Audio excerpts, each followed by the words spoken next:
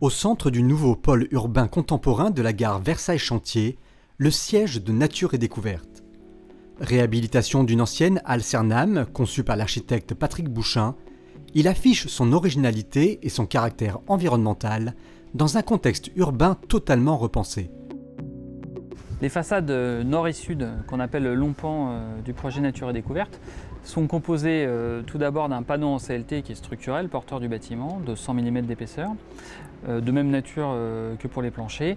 Ensuite, on a une isolation qu'on pourrait dire ITE, qui est composée de fibres de bois et d'une ossature bois. Et enfin, on a des caissons bardés, qui sont composés donc de tavaillons ou bardeaux en mélèze qui viennent des Vosges. On a choisi le tavaillon pour l'aspect traditionnel, puisque c'est un système de bardage ancien. Donc c'est un rappel à l'histoire de la charpente bois. Et également, c'est pour un aspect esthétique. Là, on l'a traité de façon un peu particulière en biseau, et qui donne cet effet d'écaille et très structuré.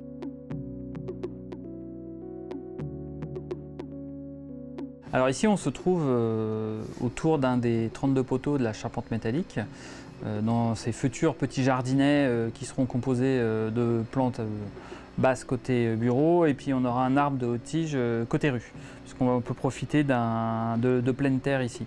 Donc sur trois côtés, on a notre fameux mur rideau qui permet d'apporter tant de lumière aux espaces de bureau, qui est composé d'une épine bois structurel à l'intérieur, en bois massif, d'un carreau et d'un capot serreur qui disparaît derrière une épine en mélèze, donc, le mélèze qui est l'essence qu'on utilise sur toute la façade du projet.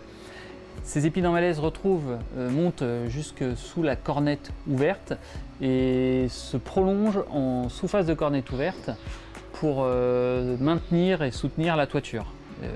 La toiture qui est portée notamment par des voliges également en mélèze. La toiture est composée également d'un panneau en CLT de 60 mm. L'isolation est assurée en partie supérieure, sous les voliges, par de la fibre de bois.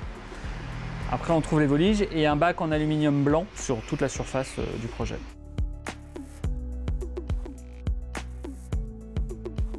Ici, on se trouve façade sud du bâtiment sur la future gare routière qui va ouvrir fin août, début septembre. Donc on peut voir notre auvent, qui est porté par la charpente métallique de la halle Cernam, qui est composé de panneaux photovoltaïques. Là, on a à peu près 240 m² de panneaux solaires qui vont produire de l'électricité qui sera autoconsommée par les bureaux. Et la partie en plus, qui ne sera pas consommée, sera revendue après sur le réseau.